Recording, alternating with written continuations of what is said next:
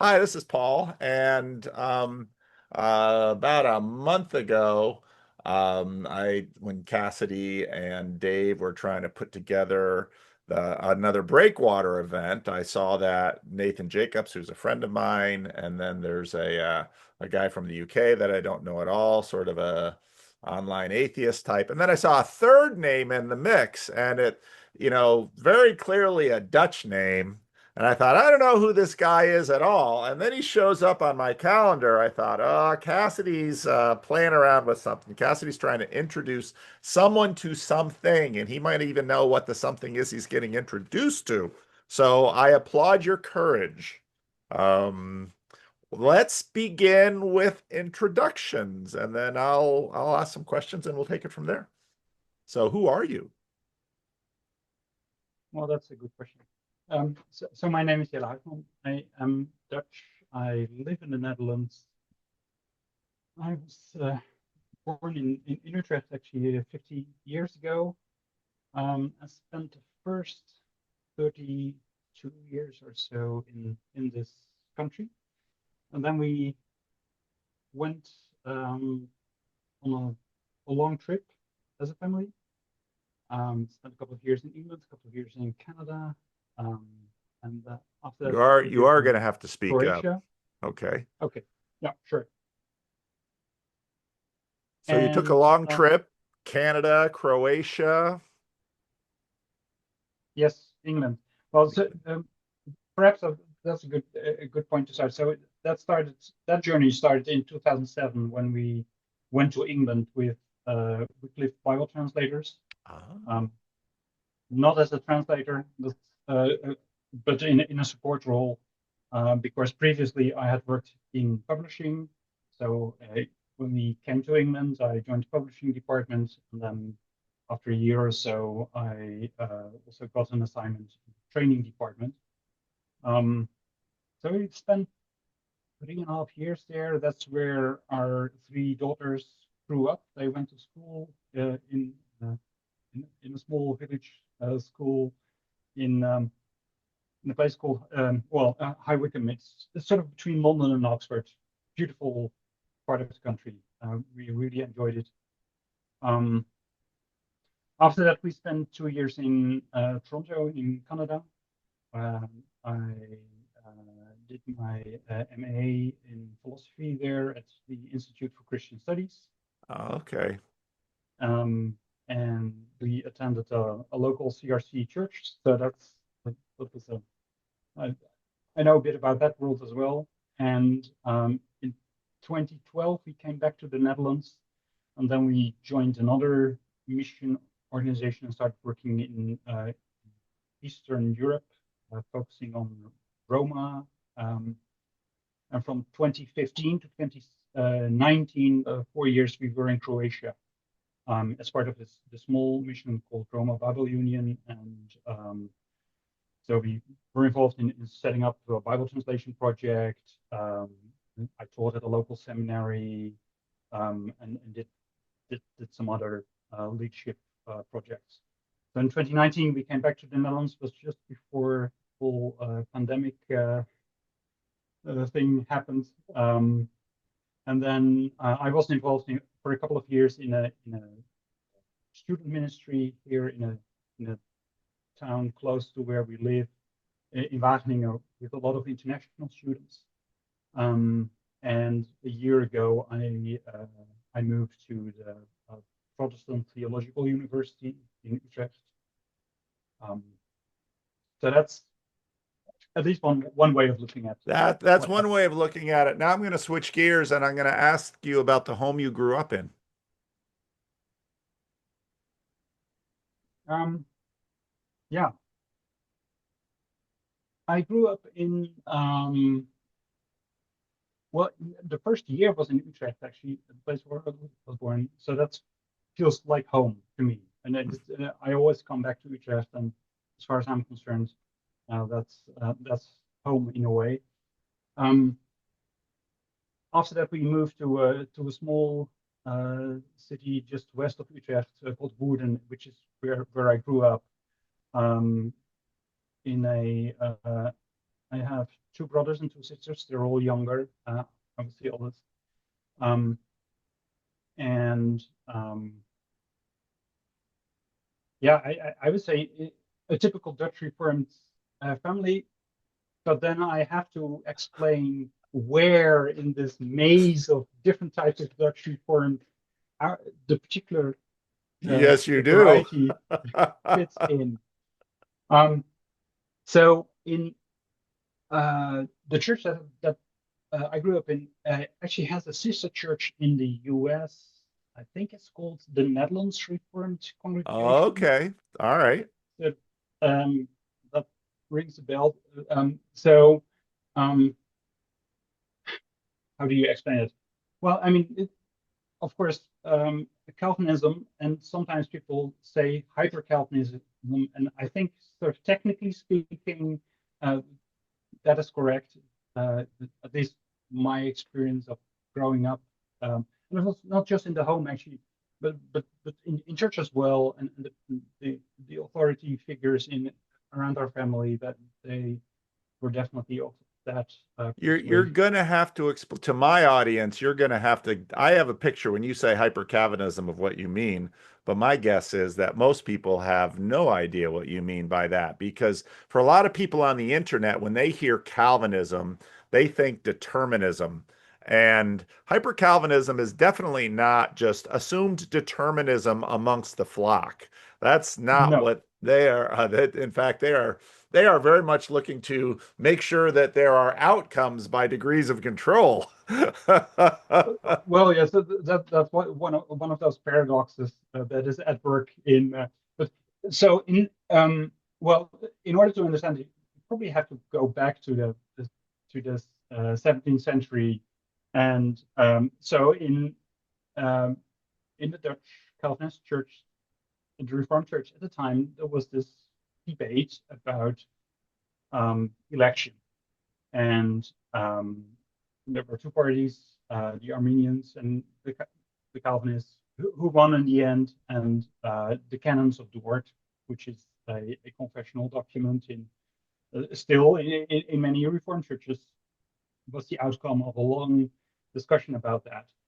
Um, well, there are different interpretations of that statement, but at least with that statement in hand, you can still be somewhat balanced and say, well, there's this side, but there's also that side to it, etc. Um, however, what happened in the century after that is um, that so for Calvin and even to some extent for the canons of Dort, yes, there's election which overrules us and what we do and the extent that we have agency. But at the same time, there are the sure promises of God, and they are preached. And so there's potentially something to hold on to or to point people towards. What happens then in the 18th century over time is this sort of inward term in more, sometimes the term used for that is pietism, pietism, and where through people get more concerned about the question, okay, so what does this mean for me, and how can I be sure? And where the answer of Luther and Calvin was, well, if you want to be sure, here are the sure promises. But that turned into, well, do you discern in your life, in your spirit, that the Holy Spirit is at work in you? And of course, that opens a lot of pastoral problems. And then later in the 19th century, sort of at the turn of the 19th and 20th century, in the Dutch Reformed context at least, there's a group who decides to really focus on um, make well the way it's presented is always, well, we want to make sure that God really gets all the glory. But the way that is expressed is that basically everything is stacked on election, and that election becomes so important that it uh, um, completely destroys any meaningful sense of covenant and God's grace towards us, because there's always this question of election that needs to be answered first. Now, of course, no one can answer that question, and there's no direct way to get an answer. So what you get is this ingenious sort of maze of questions around it that if you spend years working through that and discerning and praying and hoping and longing and all of that, then at the end of your life you might perhaps come to the conclusion that yes, what happened 25 years ago or 50 years ago was indeed a true work of the Holy Spirit.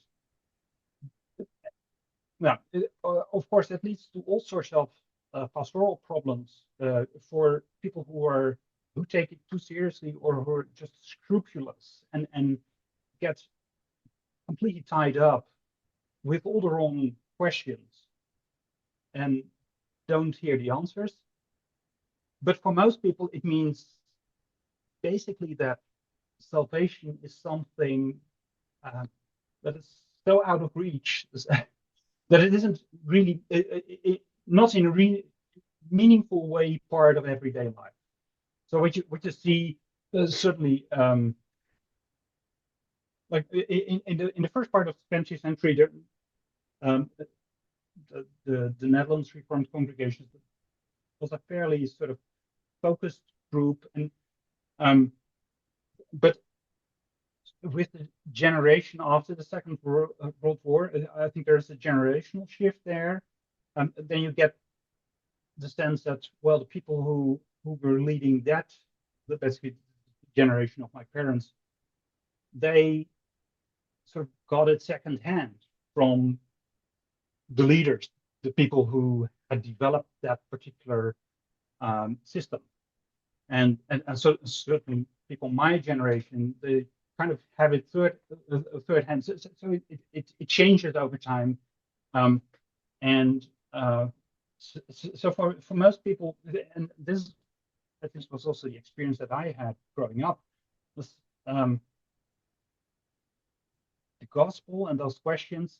I mean, it was something for Sunday, but it didn't really affect life on weekdays.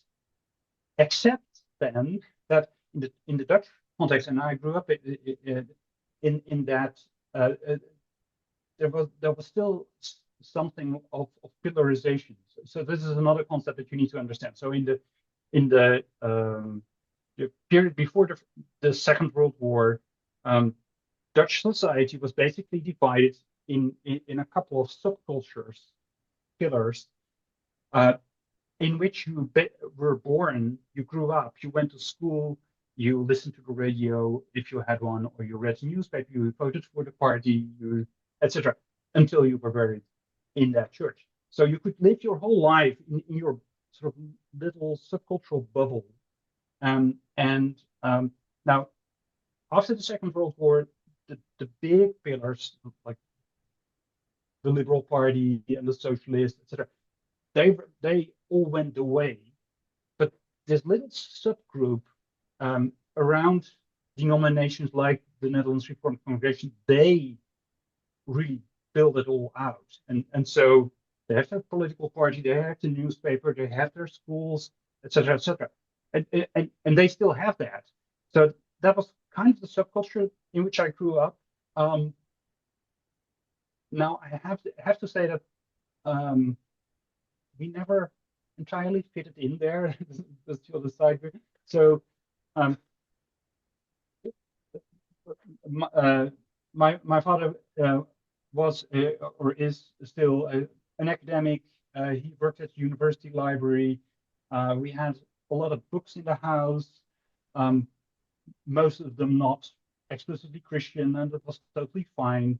So growing up, I read world history. I came across books about I don't know about the 60s and flower power, but also Blaise Pascal or Saint Augustine, etc. So there was a kind of openness at least for me, because I knew my way around books, but the whole context in the family is also in the church of which we were part was very much sort of that closed world model.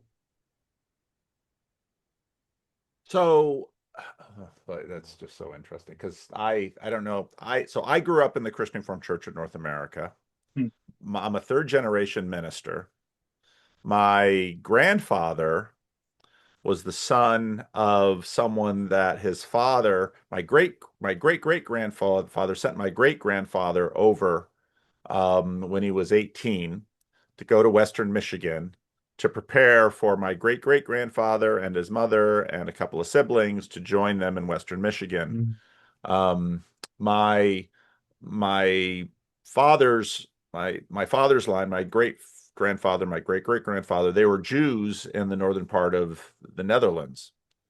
Oh. And I believe that my great great grandfather married a Dutch or a Frisian girl, Hmm. and that got him put out of his community.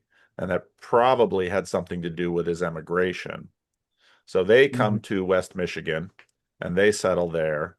And my great grandmother dies giving birth to her sixth child. My grandfather is the second of then six children. And then that provokes a move to Grand Rapids, Michigan, because they need to. So then they start living in the city and they when my great great grandfather moved to Spring Lake, Muskegon area in Michigan, I think he just basically decided to settle among the Dutch, and so they sort of completely lost. They changed the courthouse. Apparently, the story that I've heard was that the courthouse in Spring Lake burned down, losing all the birth certificates, so they could change everybody's name. So they got rid of the Jewish names and they adopted Dutch Anglo names and they fit in with the Dutch. This is a story that we just uncovered about 10 years ago. And then my grandfather grew up in southeast area of Grand Rapids. He became a CRC minister in the 1920s. He pastored churches in these little rural Dutch communities in the United States and Canada. My father then became a CRC minister. He pastored what was a chapel among African Americans in Paterson, New Jersey, which became a church, and he was there for 36 years. So while my father grew up in lots of different places in the Midwest, I grew up just outside of New York City. And then after seminary, I was in the Dominican Republic for a while as a foreign missionary, and then here in Sacramento. And um, this church in Sacramento, in some ways, mirrors something of my father's ministry because my father's ministry was mostly among African Americans, but the chapel had been started by some of the Dutch people, or people at least with Dutch last names who were living in the area. Most of the American, you lived in Canada, you probably know a bunch of this story. Most of the American emigration comes end of the 19th, beginning of the 20th century. Canadian emigration happens after the Second World War, and a lot of California immigration after the Second World War too. And so my father pastors mostly among African Americans in Paterson, New Jersey.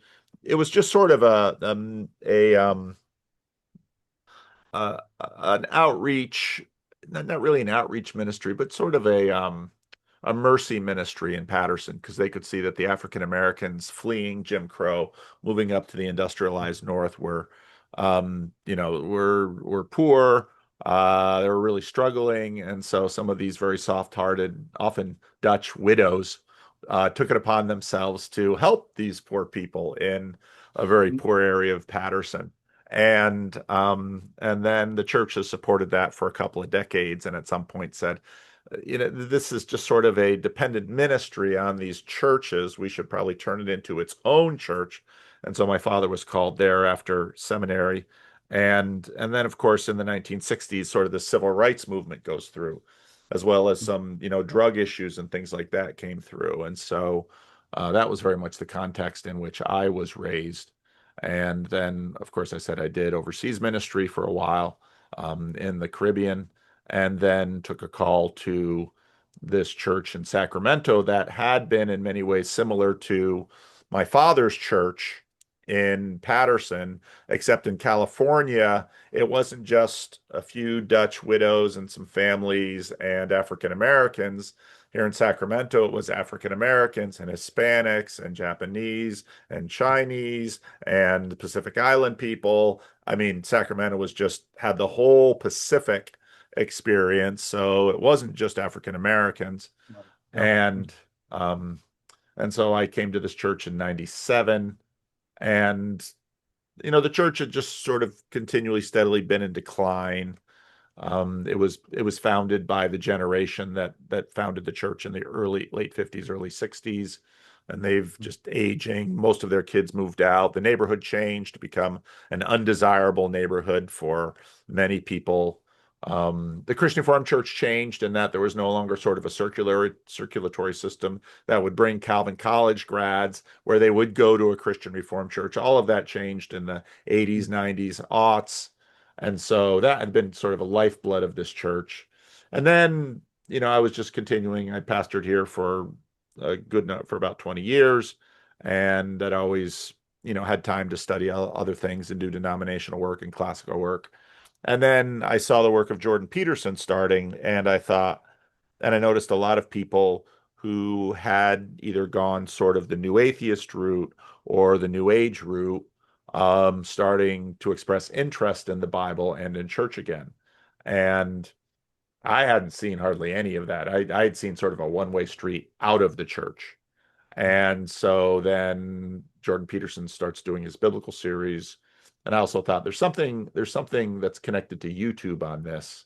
So then I start playing around with YouTube, and that's when I didn't really have any understanding of what the internet could do or what YouTube could do. And then that evolved into having conversations with people in what John Vervaeke calls the meaning crisis, having conversations with people sort of all over the Christian spectrum, some of whom making their way back into churches, various different kinds of churches, some of whom sort of finding that they want a church community or they want a community, they need a community, but churches are sort of difficult communities because they're sort of already set with all of their own issues, just like you mentioned in terms of the Dutch Reformed, that they've been working on for a very long time. And when I have to sort of introduce myself, I might call myself Dutch Reformed. And that sort of locates me a little bit outside of Presbyterians, which is, of course, what's better known in America. But people have very little understanding of the spectrum within Dutch Reformed of, on one hand, it is sort of a coherent group, but what has happened in the history of the Netherlands, which is itself this tiny little country surrounded by water and what in Western Europe are superpowers, and managed to sort of carve a niche for itself by as a trade connecting a very the Netherlands is a very crafty little country. It's pretty amazing how well they've done considering everything that all the challenges they have around them.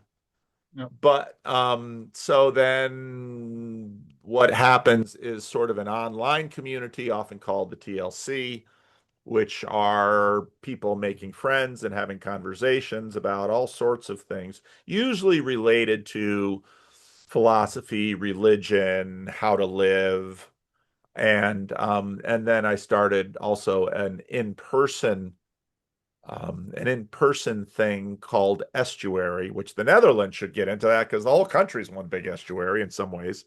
All that water coming through it, and trying not to drown in it. I always tease people because when they meet me, they're like, "You're tall." I says, "Well, that's because I'm Dutch." And the water would come up, and it's sort of a Darwinian thing. Only the tall could survive. All the short people drowned or became really good swimmers. So that instead of that and drinking cow milk all the time. So and that then gave birth to an in-person thing because I saw that people needed in-person spaces where they could have substantive conversations, but these groups couldn't be sort of centrally programmed or even programmed from any sort of confessional spot. Because once you start doing that, you sort of have this modern fracturing over all of these issues that the West is trying to process.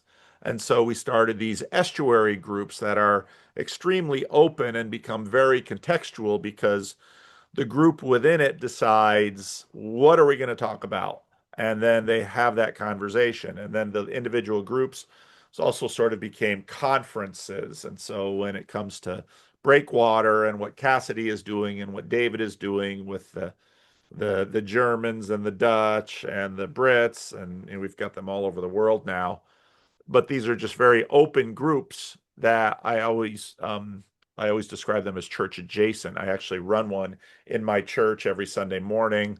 We have some people from the church that participate. We have other people that don't participate at all in church, but they just come for that group. And we have conversations usually about whatever it is the people that gather there need to talk about, because that's usually sort of how it forms. Mhm. And part of what's grown out of this are bigger events like the Breakwater event that so who did you know that sort of got you involved in this whole thing? Well, this is one of the mysteries. I'm not sure. Well, it's true. Uh, but one thing I know, I subscribed to your YouTube channel, I think 3 or 4 years ago or so. Okay. I'm not entirely sure how I got there. We're gonna your But sound is but continuing to be bad. We're gonna try something. I'm gonna pause the video here and we're gonna try something. yeah.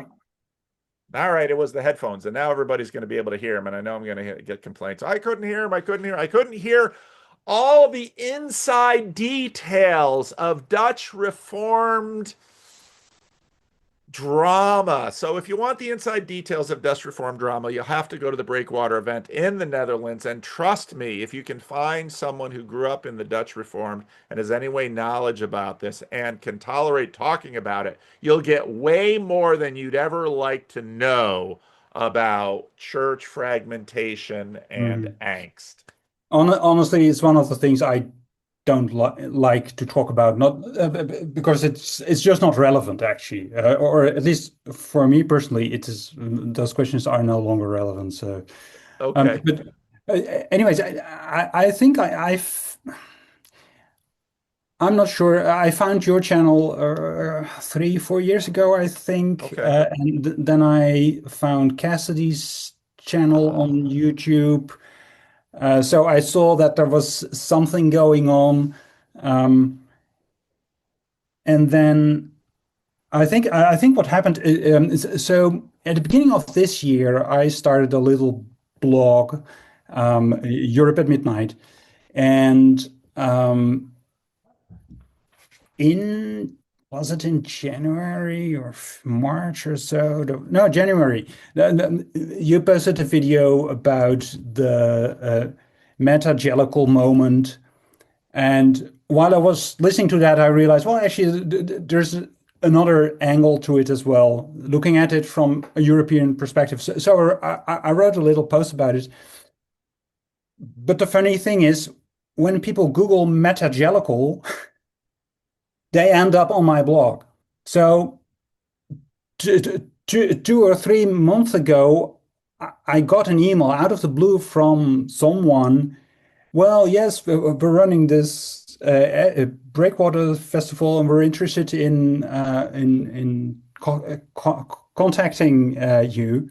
So then I got on the in a Zoom call with Cassidy, and that's how that started. I think that's a connection, honestly. But uh, there it is. Look at that. Isn't that interesting? That's very so okay. So how did you find my channel? Because it's not a big channel. I honestly I don't know. But perhaps somewhere on Twitter or so. I really don't know. But obviously, so some of the themes that you discuss are interesting to me.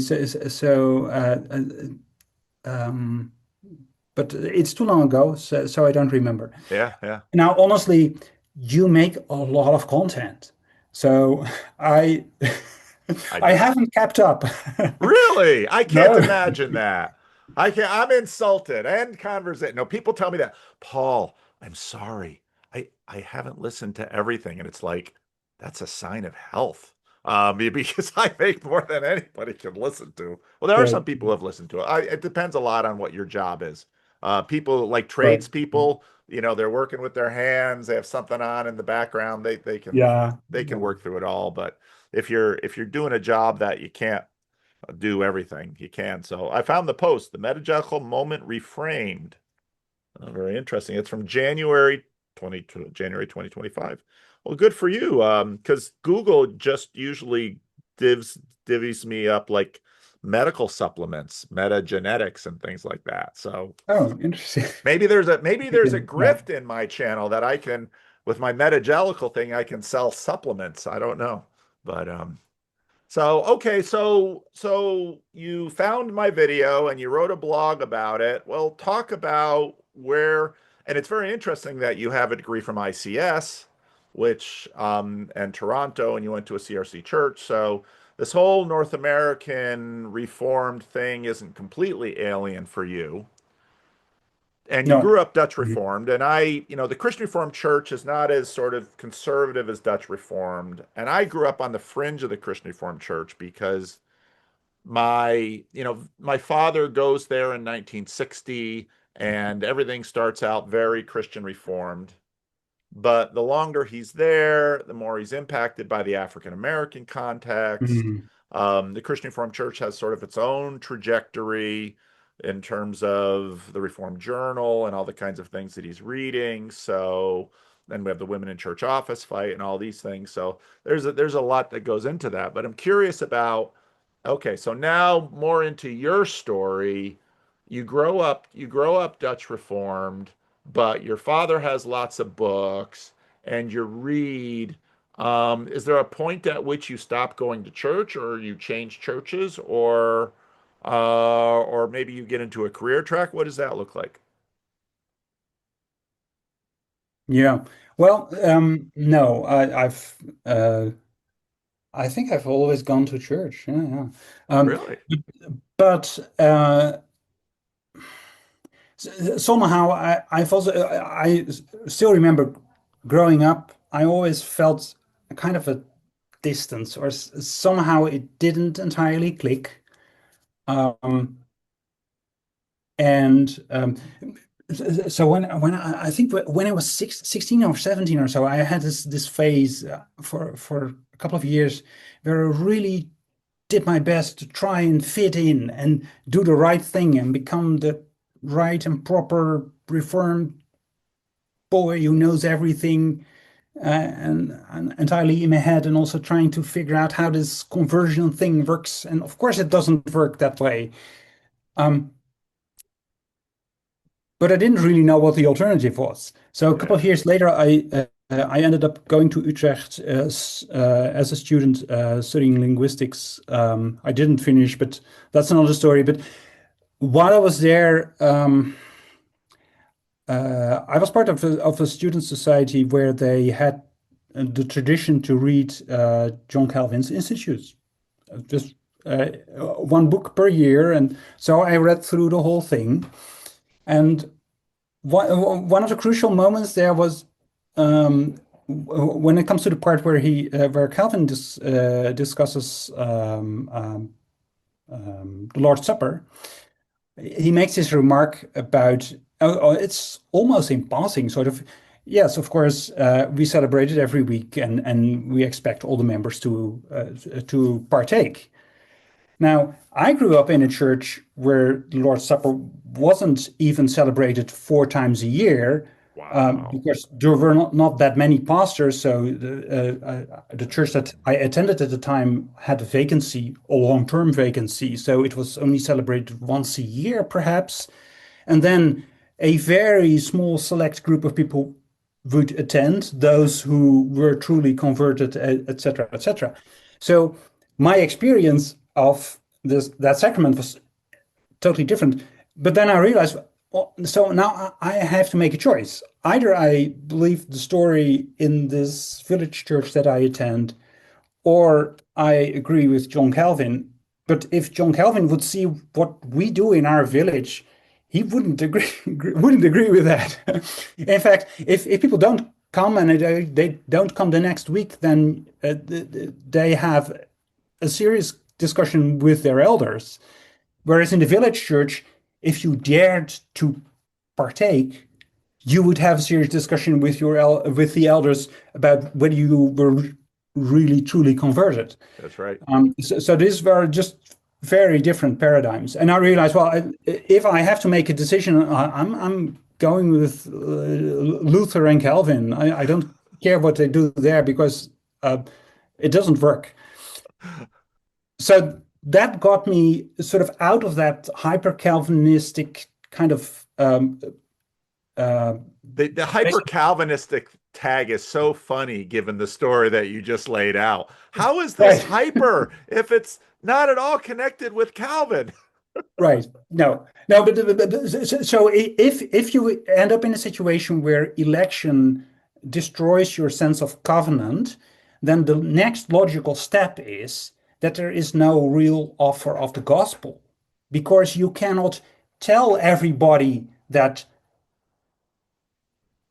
God means that Christ is given for you, because you don't know, and you can't tell people a lie. So better not mention it. And the answer to that is, of course, just read loads of Martin Luther, who was very clear and straightforward. Um, and so that helped. So after about a year or so, I had, I mean, it's funny to, in a way, or ironic to call it a conversion, but I think it was, in the sense that, yes, I realized, well, this is it, and this is good, and this is what I stick with. Now, what I didn't, and but at that point, I still wanted to make um, this sort of Calvinism work for me. Yeah. So I spent a couple of years just trying to see where I could integrate it and sort of make it all work. Yeah. And after 5, 6 years, I realized I couldn't. Hmm. Now, that moment, something else had happened as well. I met my wife, we got married, we got our first 3 children. And on top of that, I also felt a call to ministry. Hmm. And after a sort of a long journey, we ended up joining Wycliffe Bible Translators, and we were sent to work in England.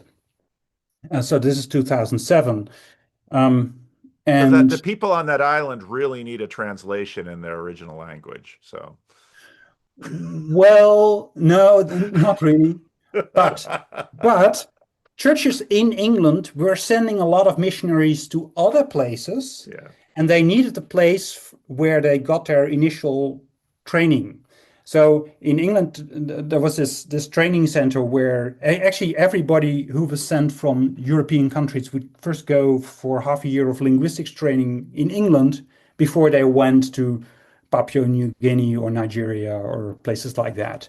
So, and we were based on that center because there were a couple of other departments there as well, like the publishing department and IT support, and the training center. Now, um, what happened while we were there is that at some point, um, I at that point I already knew that I couldn't really make it all work with the Dutch Reformed theological framework, Hmm. even though we were sent from a sort of more or less Dutch Reformed church, but this Hmm. was um, but one year in there, and then probably also in part in just in response to the transition that we went through, and everything is different. So it's we were really uprooted, and you're trying to figure out how to live in a different country, different language, a different everything. And 1 year in or so, I realized actually it's gone. Faith just gone. Really? It was just gone. Wow.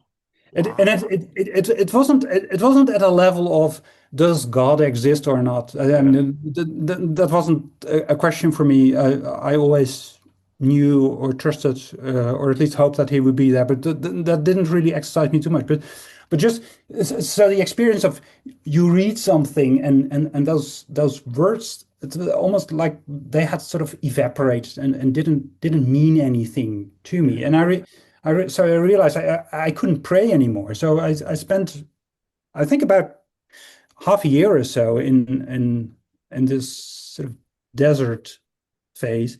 Now, that's obviously not something you write to your supporters. Sort of, thanks for Oh, supporting us. oh, And this by the missionary that you way, stand out has just lost his.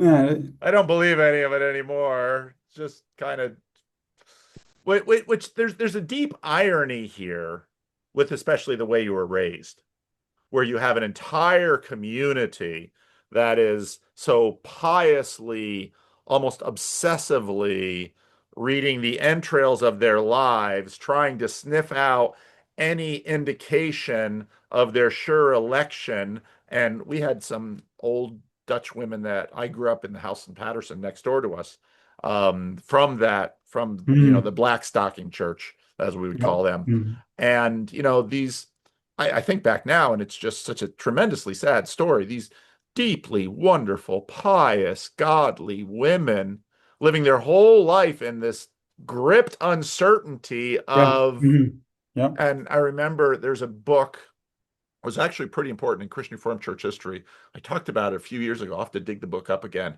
But it was a lot of the people formed in the Christian Reformed Church in the beginning of the 20th century became leaders, came out of that tradition and just Uh, found it, just reacted against it. And so they mm, were yeah, much more in terms of you should read about God's electing grace because that is designed to give you confidence for mhm, mm, the disturbances of life, not to make you anxious that somehow you're reprobate. And so, anyway, go on. So, your yeah. story is very interesting. Yeah, so what I ended up doing was what you do when you're in England in the middle of an area of natural beauty. You just go and wander around. In a way, I had my kind of almost a desert. And there was one particular church. So in England, you have those public footpaths, so you can go anywhere and just go. So there was one 11th century church that I found, and I kept going back to the 40-minute walk, and then I spent an hour sitting there, and but there was nothing. I mean, I didn't even know how I could pray or anything, but just I kept going, or I would wander in the woods and end up in a place and sit on a tree stump and just sit there, and basically with the gesture of, okay, God, I don't know how this works. This is not the way it's supposed to work, and I don't know how to figure it out. So you do your thing.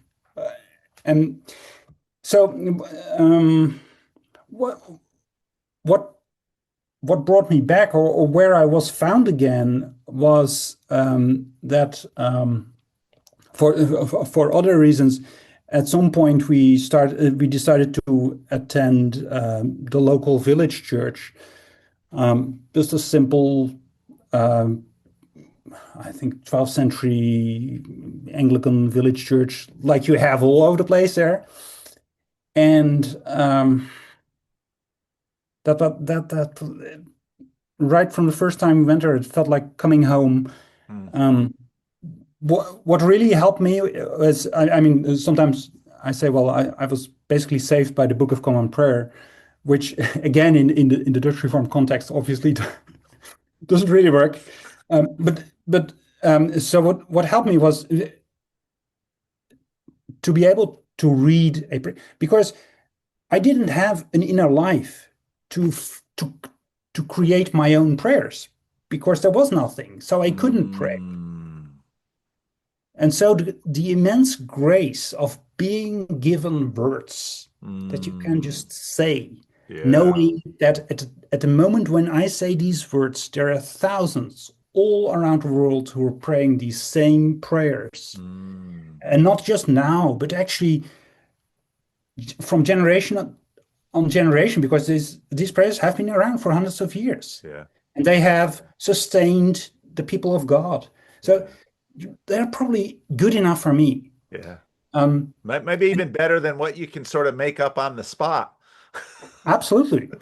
And the other thing that really helped me was the practice of the weekly Eucharist, Mm, because then again, it's not about me.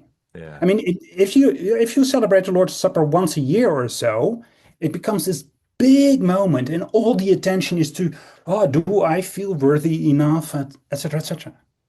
If you celebrate Eucharist every week, you don't have time for all of that. Yeah. But it changes the equation because then it becomes a matter of, am I willing to stand up, walk towards the altar, kneel there, receive the Lord? Am I willing to join the circle of people who've been doing this for generations, for 1,000 years in that particular church, but longer in other churches or a bit shorter in other churches? Doesn't matter. Yeah. We've been doing this for so. Am I willing to join that group of people who are putting their trust in God in that Yeah. way? And um, that changes everything. Yeah. Yeah. Now I've still had my my ups and downs after that, but those basics Mm. haven't changed. Now, now you're married at this point. Yes. And so your wife, you're zigging and zagging. You got wife and kids in tow. You don't have to say anything about that if you don't want to. I No, don't want to put her in a, I don't want to have you talking about her in a way that she wouldn't like. So, but no. Well, I mean, for her, it was scary, of course, yeah, initially, sort of yeah, seeing, oh wow, we're here as missionaries, and my husband doesn't know how to pray anymore. What's happening? But I think over time she learned mm, the same lessons, yeah, and really came to appreciate the sense of time and space that you have in a traditional Anglican liturgy. And yeah, with the children, I mean, Now, but did you stop your employment and go work someplace else, or did you just stay working for Wycliffe through the entire arc? yeah. So we stayed working with Wycliffe Okay, till 2012. okay, So at some point I got in touch with someone from Toronto, and he was able to connect me with ICS, and then I yeah. ended up doing the MA there. Why did you do that?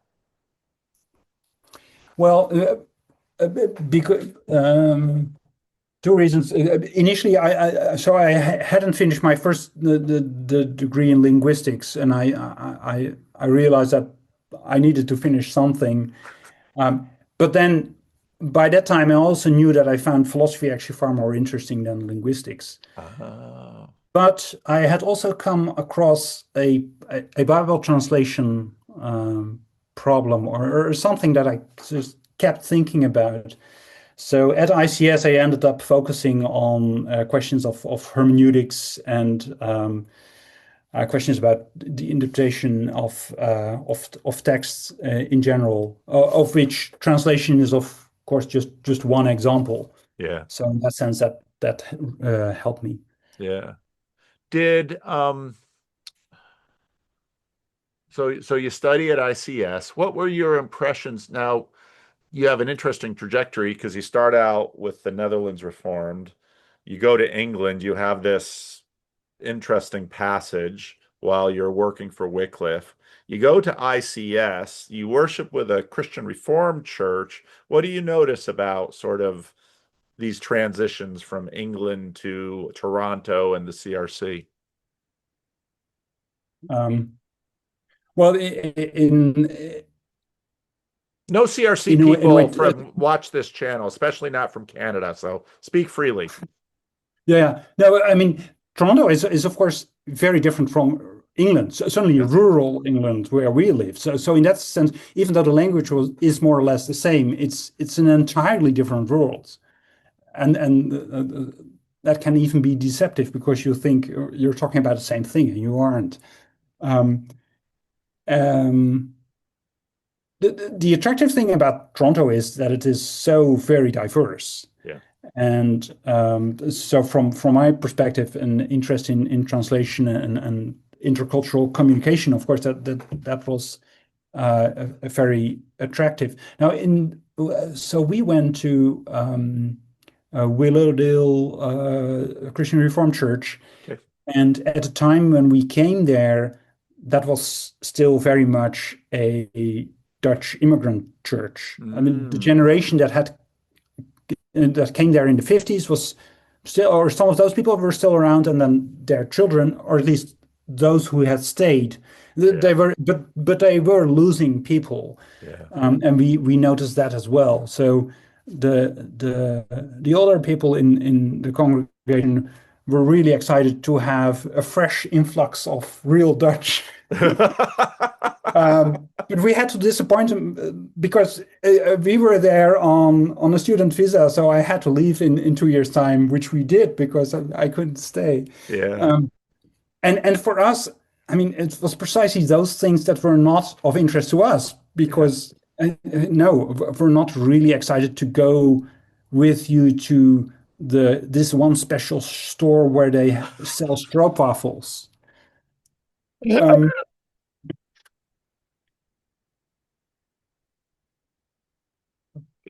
one of the interesting things, though, about Willowdale is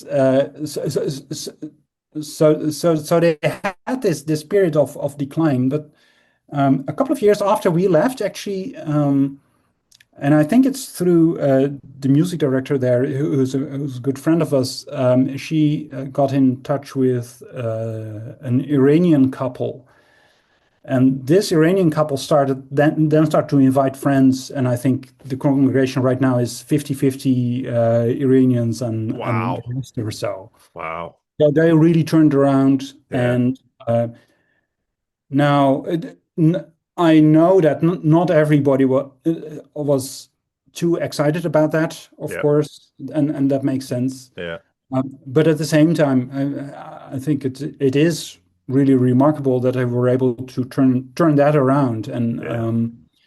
so their impact, their connection with different groups of people in the city is much Okay. broader now than it was in when we were there, and I think that is very positive. So you get your MA, and where do you go after that?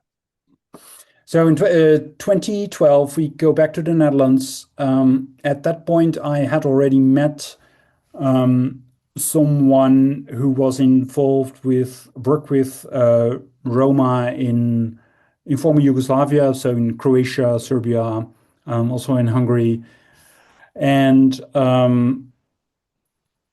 and also involved in Bible translation with them. So we Huh. initially we tried to see whether we could work that out within Wycliffe, but that didn't work out. So we joined another mission, and then what we would do actually is during the summer holiday we would spend a month or so at a time in either in Budapest or in Osijek or one of those.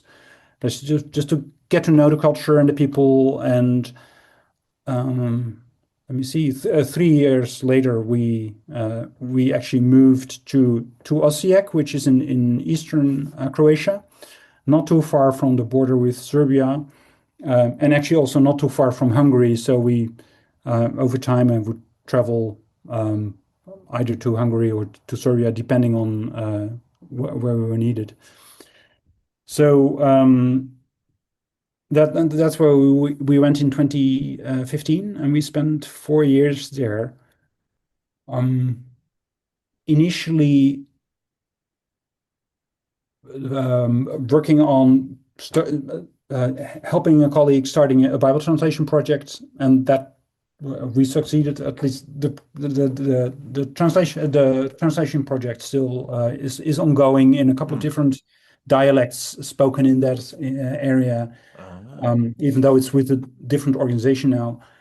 And then over time, we realized that so the organization that we were with was and still is fairly small. So we needed to make sure that we got some of the local people on board in leadership positions. And so yeah, we spent a couple of years trying to see how we could make that work.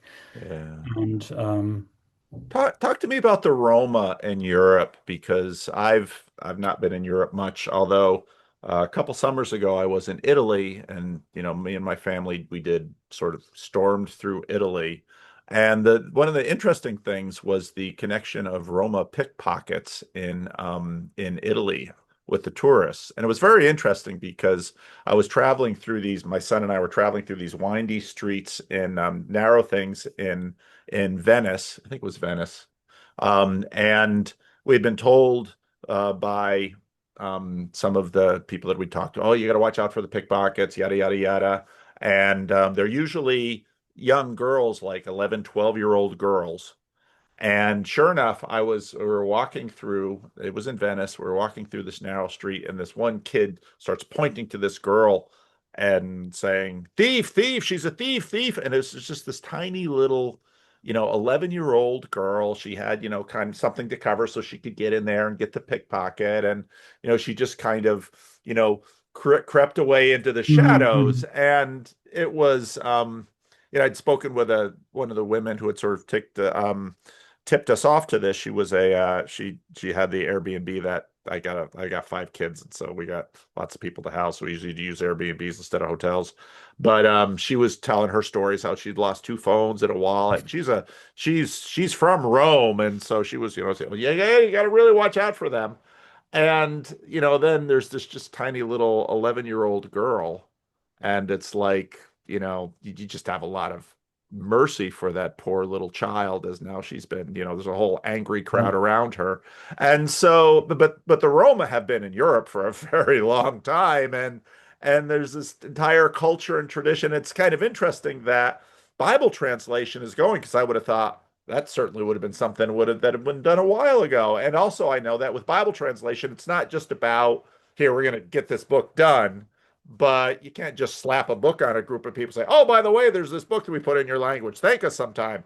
But so tell me about that ministry and those people. Yeah, yeah. Well, yeah, so Roma, we don't know how. So two things off the bat. Uh, any story you hear about Roma is probably true somewhere at some time. All the bad stories, also some of the good stories. Yep. Um, it's in that sense, it's a mixed bag.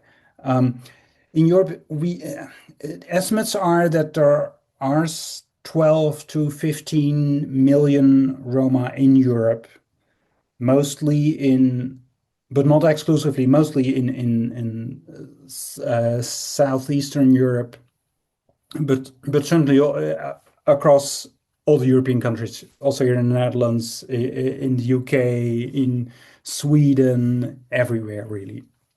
So um, Roma come from the lowest caste in India, and then at some point they're basically thrown out of the country, and they start traveling west. Huh. And so it's not entirely clear when that happens. There are probably even two big waves of groups of people from a particular part of India who start traveling west.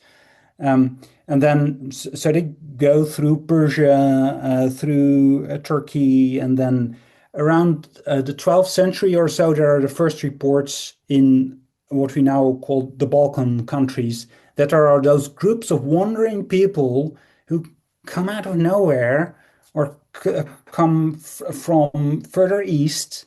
And so, and we know some of this because along the way they pick up words in the languages of the countries that they travel through. So if you look at Sure. some of those Roma languages, you see elements of Persian syntax or Turkish words and things like that. So that's an interesting aspect.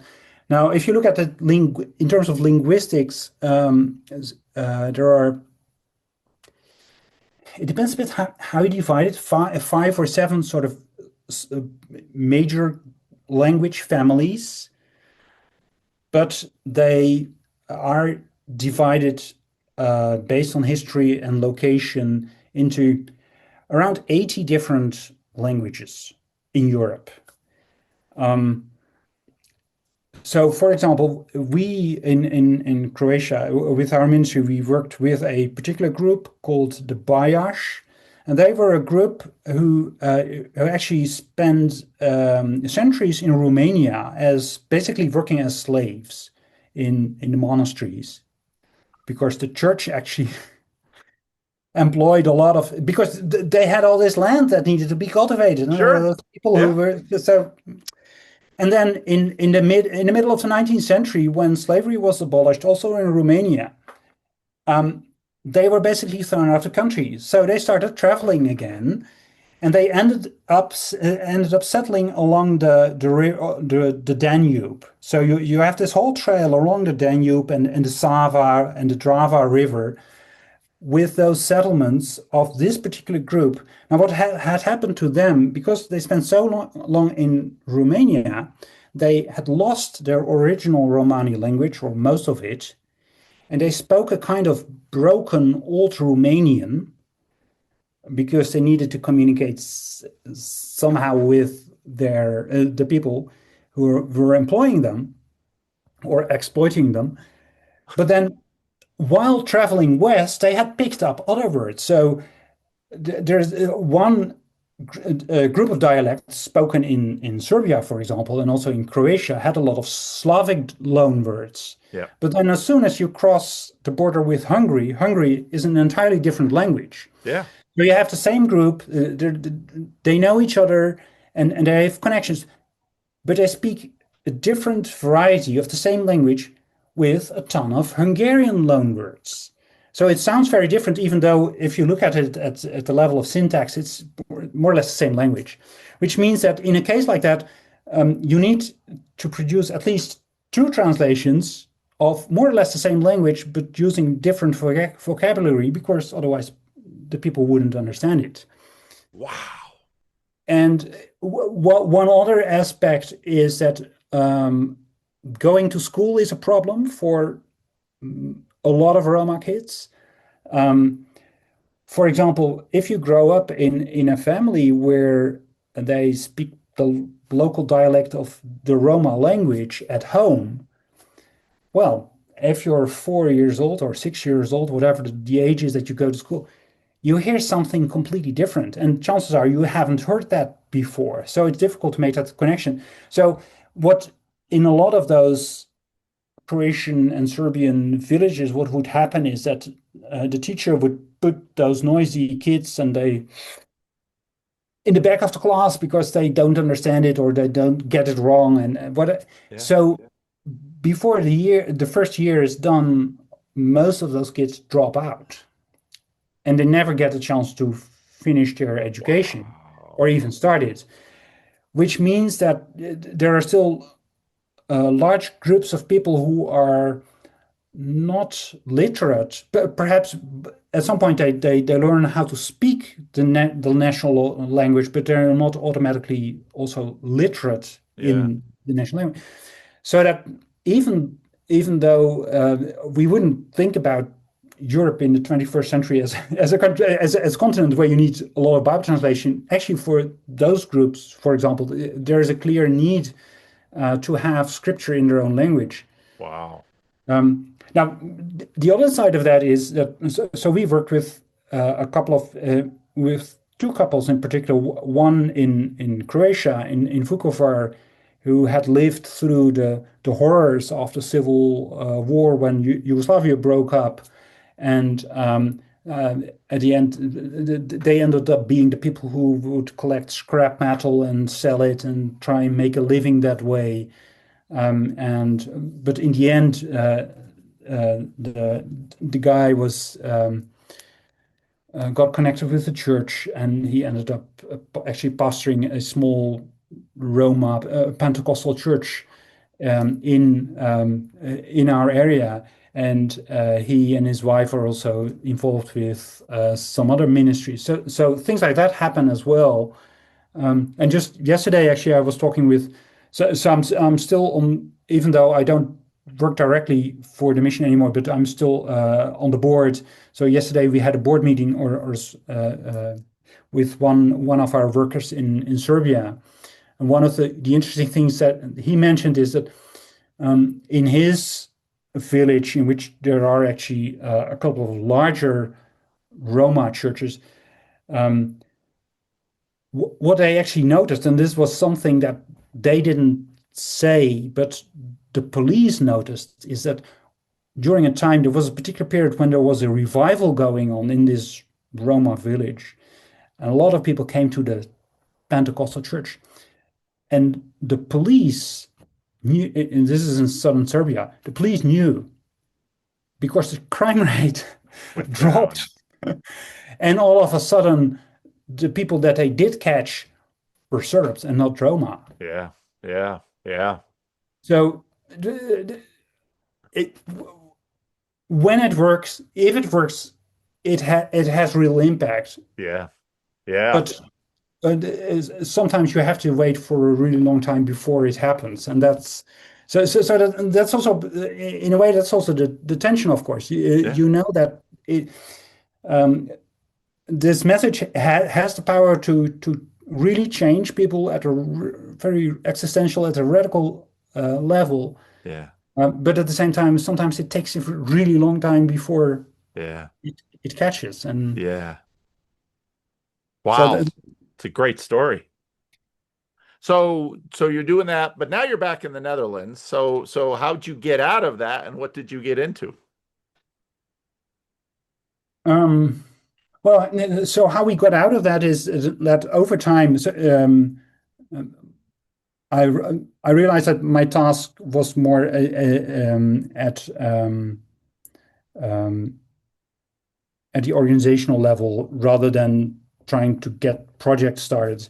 And one of the things that we realized is that we needed to make sure that we got our local workers in a position where they could lead their own projects rather than us as outsiders trying to do that. Yep. Yep. Yep.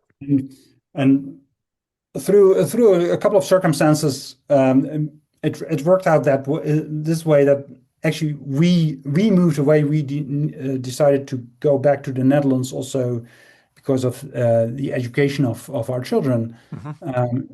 who were teenagers by this time, at least the girls. And when we moved away, all of a sudden we saw that people started to make certain moves Yeah. and take responsibilities in a Yeah. way that we had not seen yet Yeah. while we were still there. Yeah. So Yeah.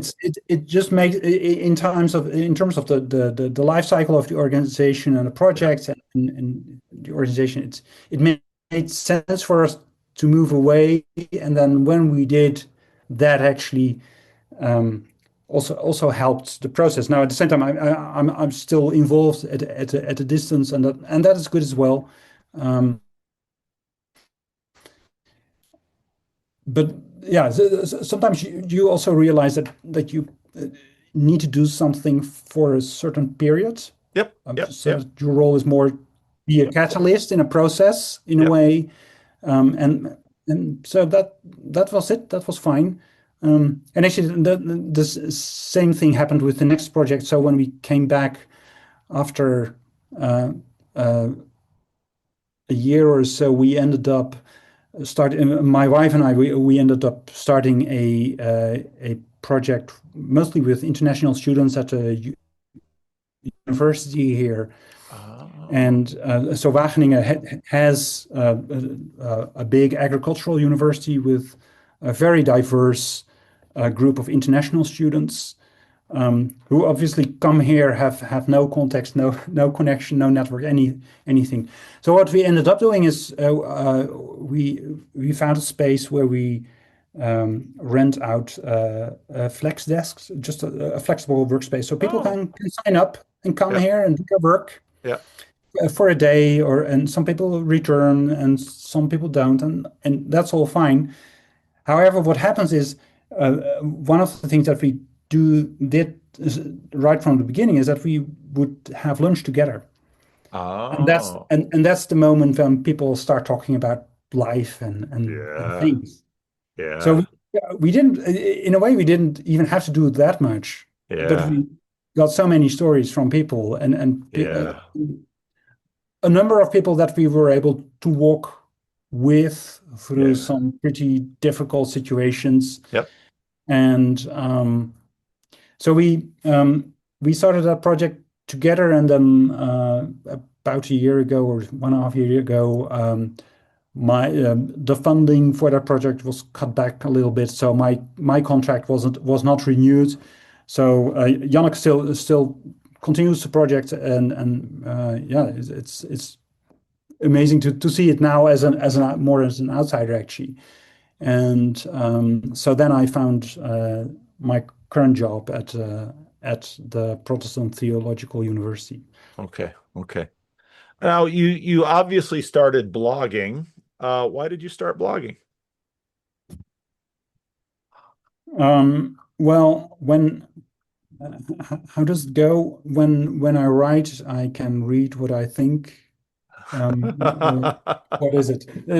There's a nice way of saying it, but basically, just to clarify my own thinking, Hmm. and from previous experience in writing newsletters, I knew that there are people out there who are interested in, I don't know why, but interested in reading what I have to Yeah, say, yeah, I guess. Now, there's also a specific theme that I'm interested in, and actually, this goes back to our time in Croatia as well. So,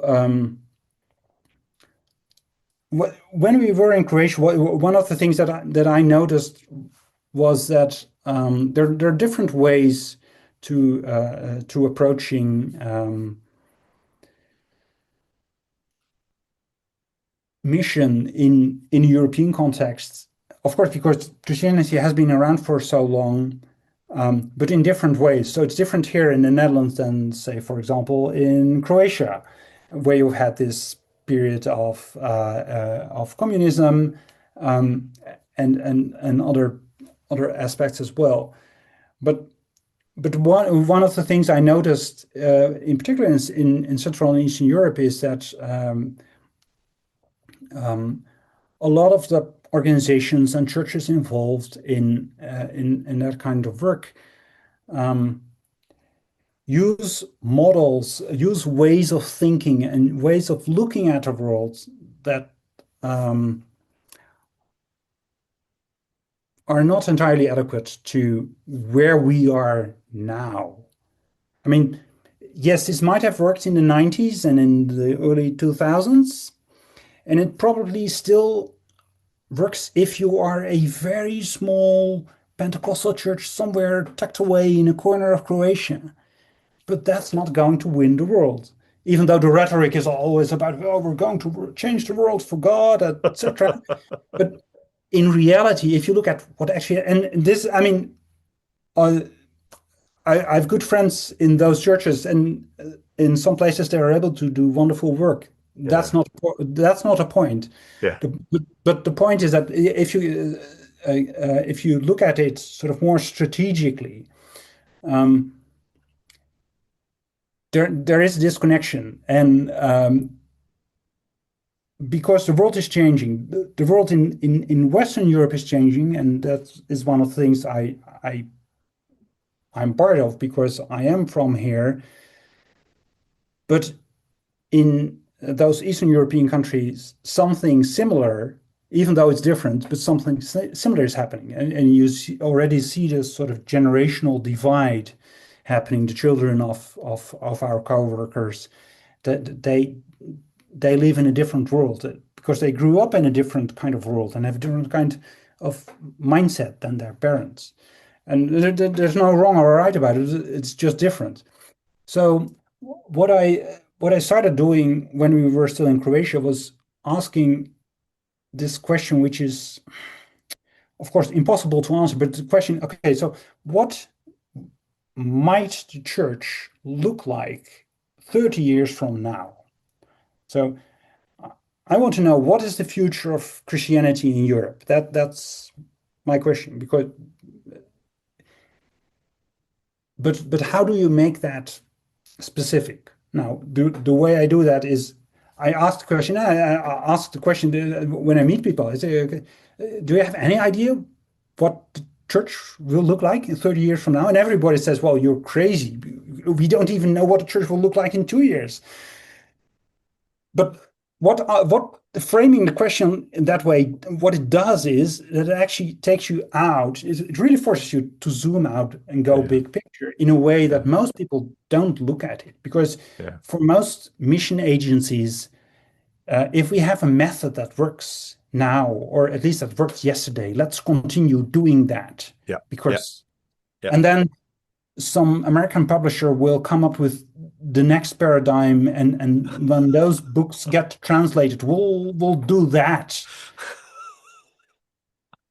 And so what I'm looking for is a new European missiology. And it doesn't mean that we can't learn anything from Americans or Australians or whatever.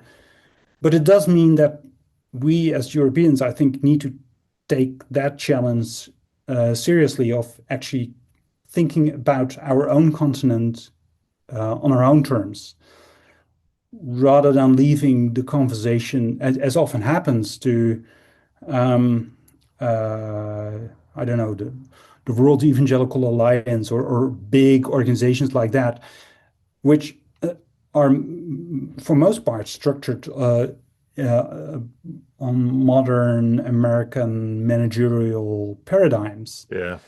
and don't really help us. I mean, so last year in Seoul, with all those thousands of people who were flown to be there, honestly, I don't know. Um, but I don't really believe that that's the way forward. Now, asking the question, what might the church look like in 30 years, obviously, is I'm not sure what kind of answers that gives us, but it did help me to come up with a list of indicators or things that I see or I think I see that, as far as I'm concerned, are of interest, both to discern developments within the church, but also in the wider sort of cultural field. So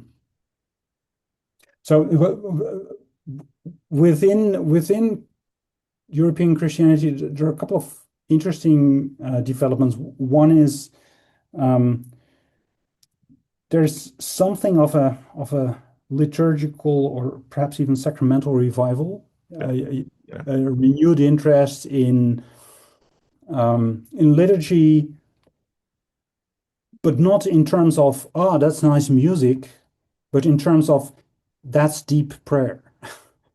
And but then also trying to think through what does it mean for us as human beings to be the kinds of beings who actually are wired to resonate with those musical forms or with sacramental rituals what kind of theology do you need to have in place to make sense of that?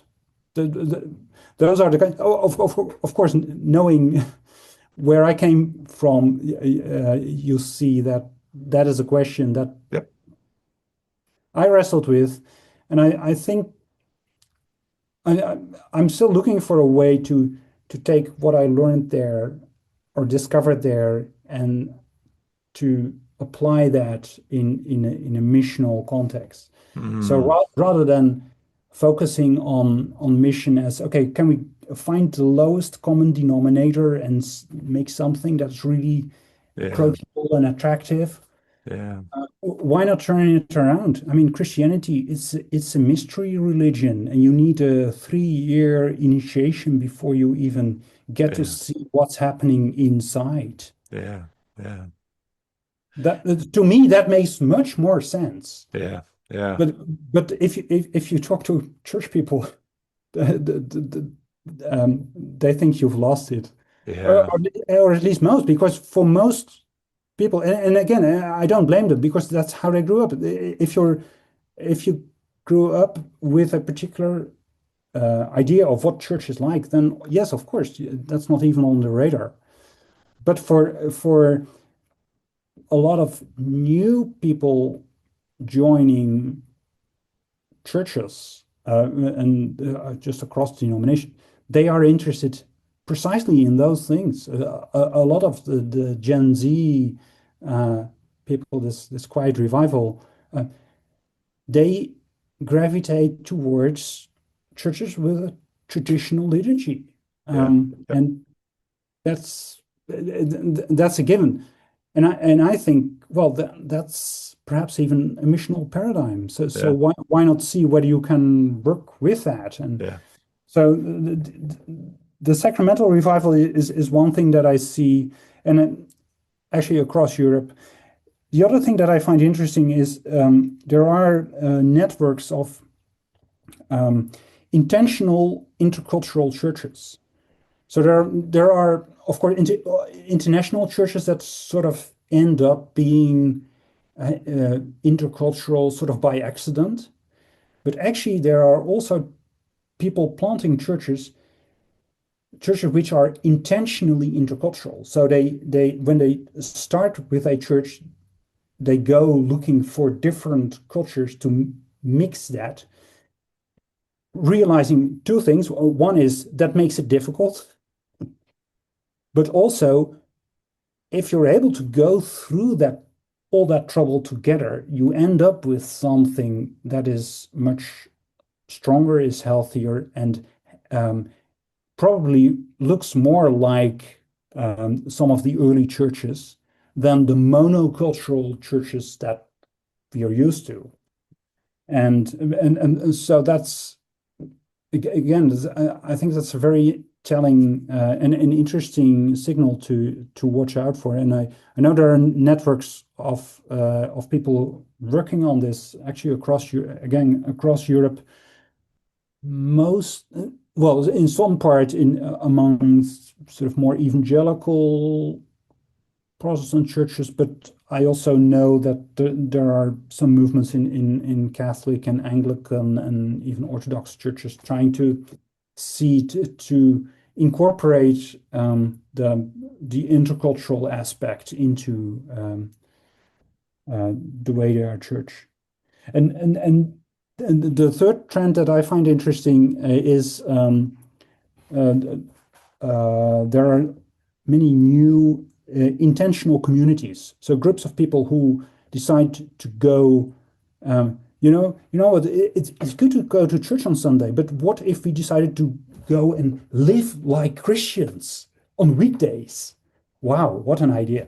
So, of course, you can do that on your own, Yep. but there's something to be said for doing that together as a group. So those Yep. intentional communities and we see them in the Netherlands. There are a couple of actually. One of my daughters is part of one of those groups, so I know some of the inside stories to that as well. Yep. In sometimes it's monasteries that where that are where the monks leave or the last one is buried, and then yeah, what do you do with that property? Now, in some places, it's those kinds of communities that move in and try and work out what it means to live as Christians, and I think that's a fascinating development to see.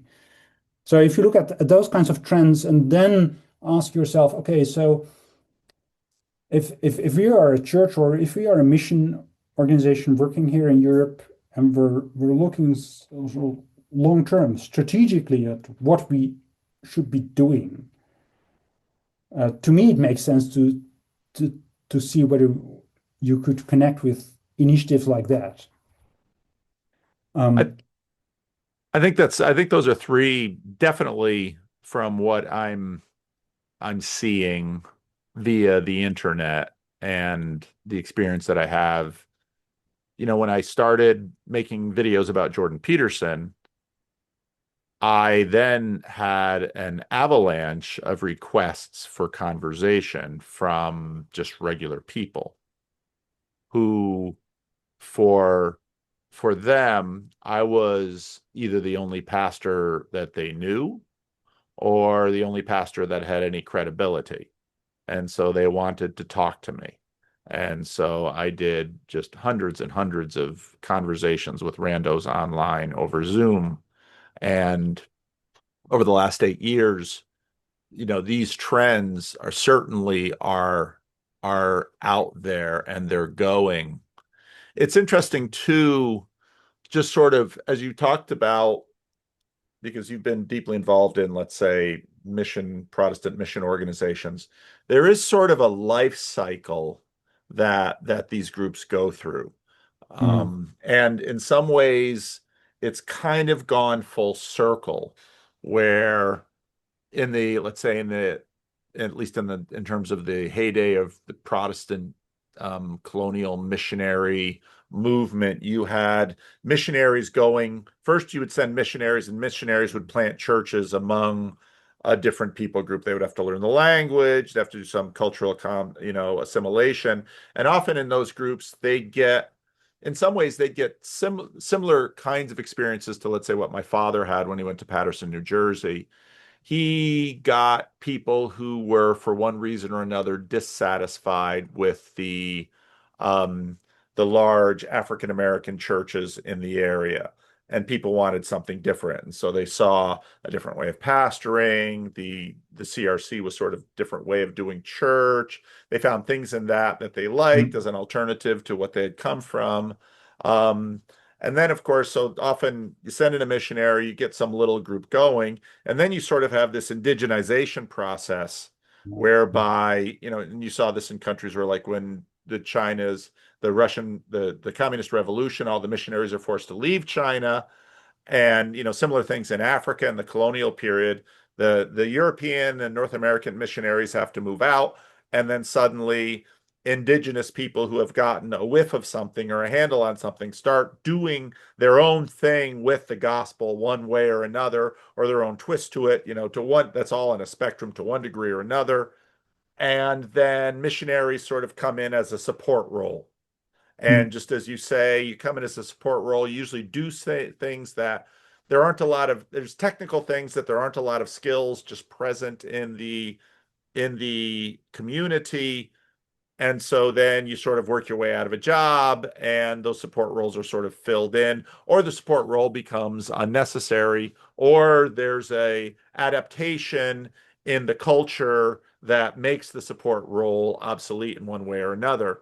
And now we've sort of come full circle where there's a sense of reseeding Christianity in cultures that have, you know, gone through modern, postmodern, and now, you know, whatever meta modern means, wherever this thing is going, mhm, into this new.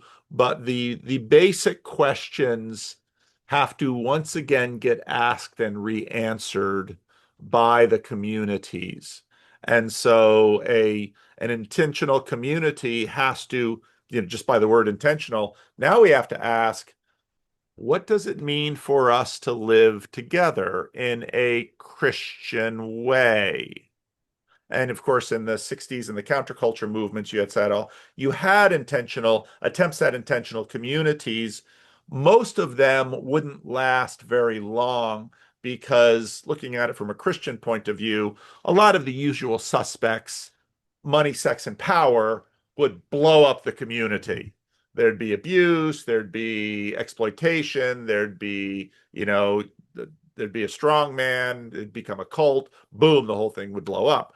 How to establish a sustainable community seems to have a deep connection with how to establish a Christian community, which should be a clue about this dead end that culturally people sort of feel themselves in, and which gives them this indication of you might have.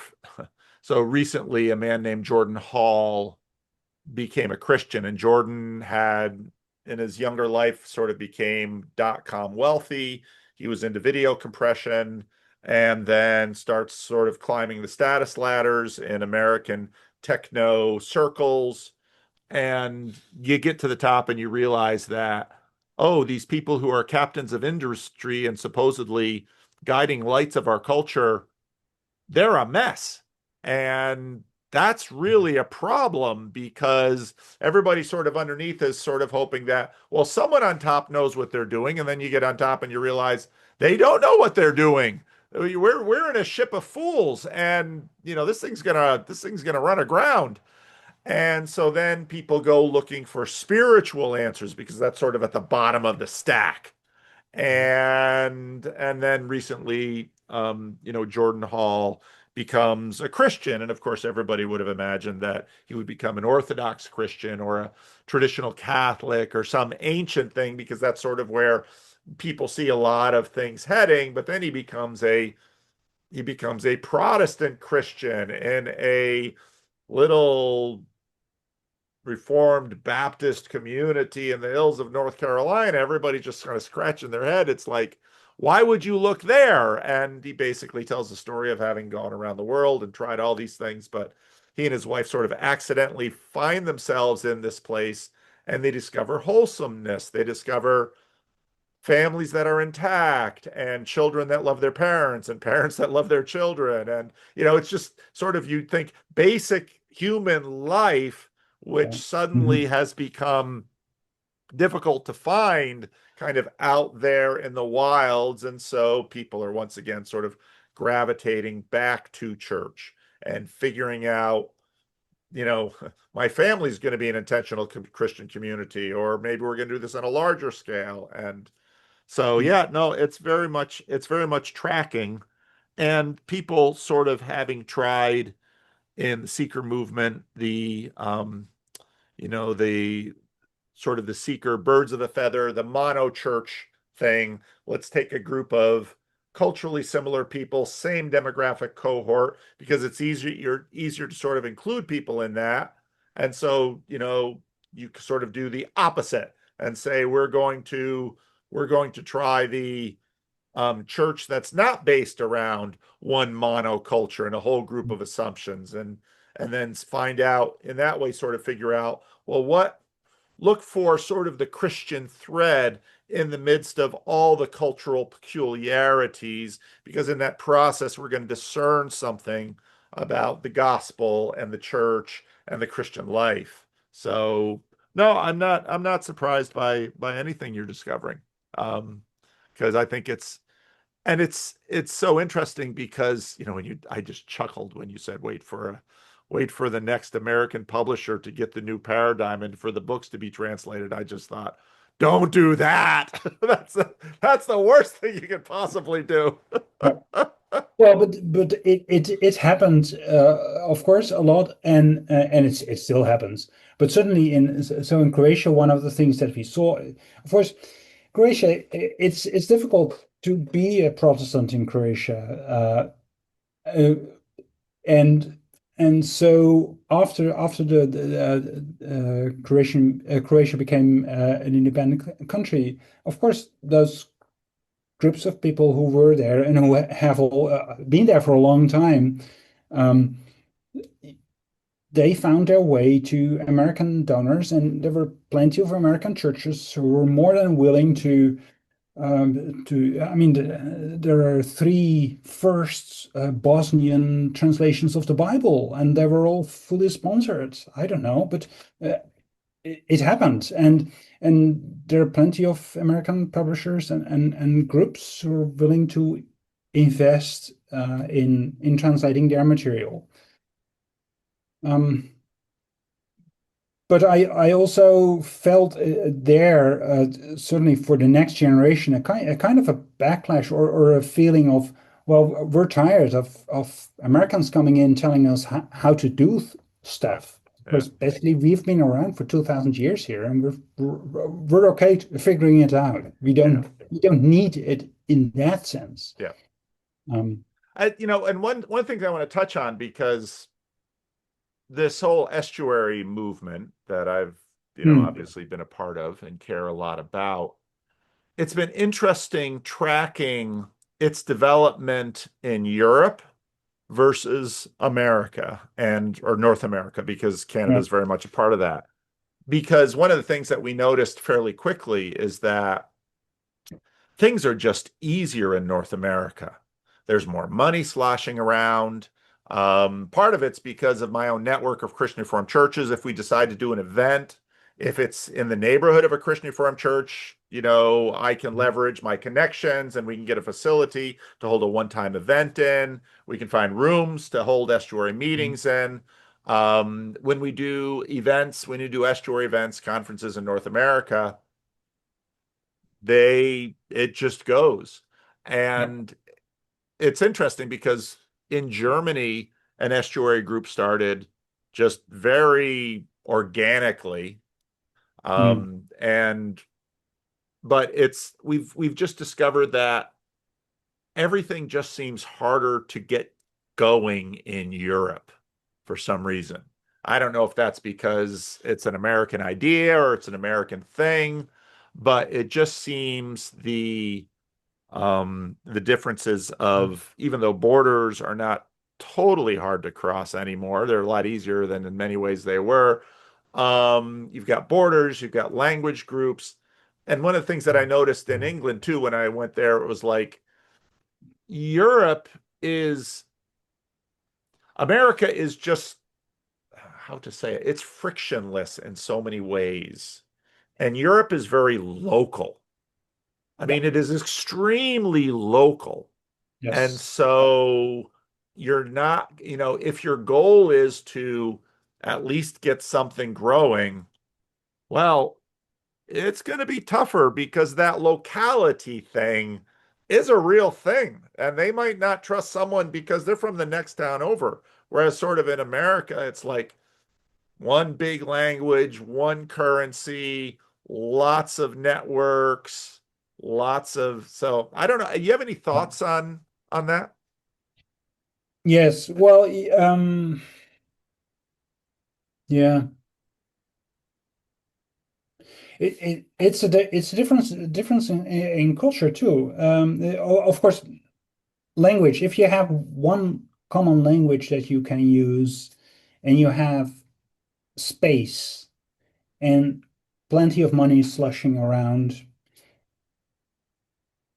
that helps. But what also helps is if you have a kind of a cultural ideology where um, uh, doing things large scale and frictionless is really great. That's a premium idea. Yeah. What you don't have then is a um, a, a deep connection with the local place. Yep. Yep. So it's either one or the other, or at least it seems it seems to play out that way. Yeah. So in Europe, yes, I think certainly from an American perspective, we are very local, which doesn't mean that everybody as an individually is deeply rooted, but still we have this sort of this cultural sense of things have a place and place has meaning. And which means that even though we live in this hyper-connected internet world where we see the whole world happening just in front of us, at the same time, I would still say that most people live their life in one locale, in one Mm. place. That's where you are, that's where your friends are. And of course, you can travel an hour to go to your work, and then you come back and you're in the same place. And this is where you know your shops, you know your way around, and your family is probably not too far. Um, and if you take that at a little larger scale, so yes, the language differences are a real thing. So when you cross the border and you're in Germany, well, that's a different world. Now, as Dutch, we do that, and we're happy doing that, or most of us at least. That's fine. But at the same time, it is a different world, and it is not as easy for us to be well connected with a lot of Christians in Germany as it is to be well connected with other Christians and other churches here in the area, just because it's a different language and a different culture. The other thing too, like we're in a country like Germany, then you have the difference between the Catholic and the Protestant communities, parts of the country, and usually within that community, people are well connected, and if you know your way around, you're able to figure it out. But what I'm hearing from the estuary idea, it is precisely to bring people from across those different communities together, or at least to hope and help to see whether that happens. And then you need people who are able to tap into all those different subcultures. And most people are not like that. It's Yeah. uh, Yeah. so yes, I think there are linguistic and cultural and historical reasons why it works that way. But I would say I think it's a good thing, even though it does mean that if you're trying to do something pan-European, it's much harder Yeah. to get it organized. Yeah. Yeah. Well, I don't have any I don't get a fee for every new estuary group started. So but I do, I come at it in terms of I want to support, my friends that would love to, but they see what happens here in North America when we have a conference Mhm. and people all travel in together and they see their friends, and in Europe they just sort of feel we can't quite get the same momentum they seem to so easily get, because we just had a conference in August. We're now the South Estuary Conference in North Carolina. I think that Mhm. one's starting to grow now. I don't know how many people are going to be at that, but it's like all these different groups, somebody has an idea, I'd like to do a conference, and 50 or 100 or 200 or 300 of my friends are going to show up to this conference, and we're going to bring in the speakers that we want to hear from, and we're going to talk about it together, and we're Yeah, really yeah. excited about that. And the poor folks in Europe are like, gosh, I wish I could get that going, but it's just so darn hard here, and in America it just looks so easy. So I don't know. Yeah. Well, and it's I guess part of it is also just the law of big numbers. If you have a lot of people, but again, also the cultural thing, and that's even different here in Europe as well. In some places, it's just easier for people because they're used to. So this is an interesting thing. The Netherlands is a tiny country, of course, compared to most of our neighbors, and so that means that when we go and visit friends or so or family, at most you're well, if you stretch it, you're 2 hours in a car, which means that at the end, you get in your car and you drive back again. So here in the Netherlands, we have no culture of people coming and staying over and spending the night somewhere to visit friends. We just don't do that because we Wow. don't have to. Yeah. But it does mean that we're not really, so that whenever you organize something that is a multi-day event, there's immediately this, oh, now we have to do a lot of extra things that we're not really used to doing. Yeah. So immediately it feels like a big task. Yeah. Yeah. And it's things like that that also play a role, I think, too. And then, I mean, most people are just busy. Yeah. And well, yeah. Yeah. Well, this has been wonderful. Do you have any? I mean, I tend to. I mean, come on, it's like I have no idea what we're gonna do. I said, don't worry about it. I know what we're gonna do.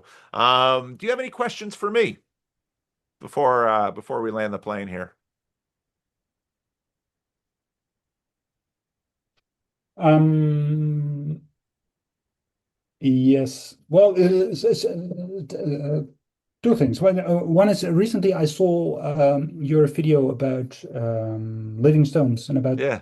the fact Yeah. that your church is sort of going through a period of discernment.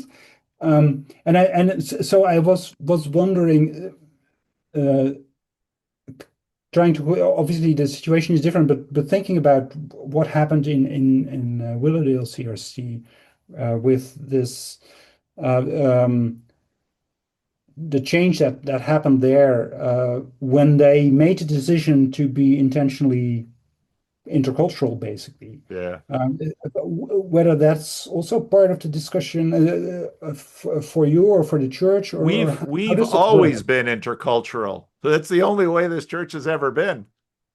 Right. Okay. And so now I think the question is going to be to what degree will this, I think to the degree that we have runway, we're probably going to lean into the fruit that we have from estuary.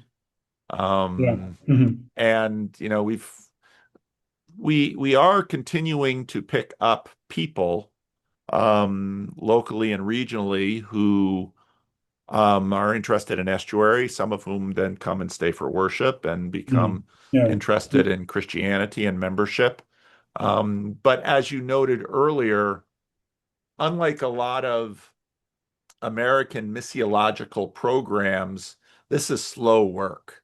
Yeah. And a lot of American mission programs sort of assumed all of this, what had been all of this, let's say, Christ hauntedness in the culture. Tim Keller used to talk about the fact that so many American church programs, you have sort of these dormant Christians that you sort of have to activate. And Yeah. within a Mhm. very short Yeah. time, someone's going to start coming to your church. They're going to bring their family. They're going to start giving to the church. They're going to start volunteering. There are Mhm. places in the country where that happens. But in Sacramento, not so much. So, no, Mhm. we'll be in a process of discernment. And one of the things that we did when I first got here was we planted daughter churches. And so we are part of a team, and in some ways churches can sometimes age like people age, but Mhm. we've had when I made that after I made that video, we've had some very generous monetary contributions by people to help lengthen that runway. Mhm. And we've got some other ideas. And so I think, if we can figure out, because the real crisis is my retirement that's looming like 4 years from now. Um, and if the church, because the church would have a difficult time just calling another minister the way they called me. Mhm. Yeah. Mhm. That makes sense. Yeah. And so I think I think those kind of questions about, can we train some new leadership? Can we play around with some new leadership paradigms?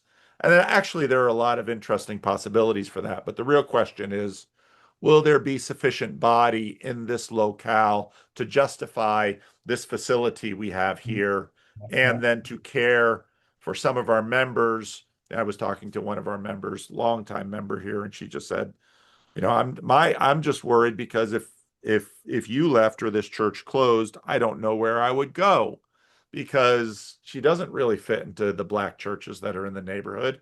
She's African American. She's been in this church for 50 some years.